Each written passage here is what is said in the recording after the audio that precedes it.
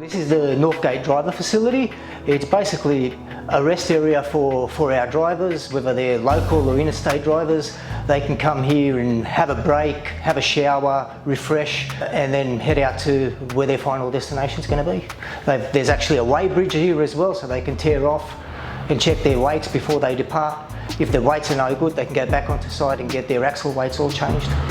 So driver assist is all about helping our drivers refresh themselves with driver training videos, load restraint guidelines, destinations to all our dispatch points in Port Kembla. The significance of why we wanted to set it up was we had a lot of sites complaining that drivers did not know how to get to their destinations. A lot of sites were advising drivers weren't up to speed with a particular load restraint guideline or the way the load needs to look prior to departure out of Port Kembla. Very simple, easy to navigate. How do I get to the destination? So it's got maps, it's got driver training videos for their load restraints, it's got site safety sheets, and it's got the load restraint guideline itself physically.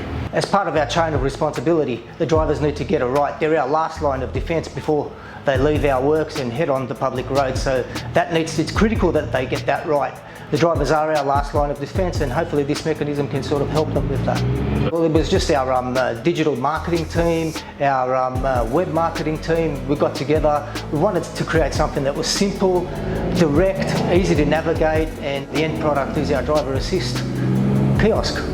We just emailed all our carriers, our contract managers, senior managers, their direct reports, our warehousing dispatch points, their operators and supervisors, and they just all came along to have a look what it's all about. It started as a conversation, a CI project between us and Toll, and how we can better manage our safety and incidents that have been occurring. Prior to COVID, we got together and it's been a 2.5 year journey, and it was glad to see everybody turn out to support it today. So, pleasure, yeah.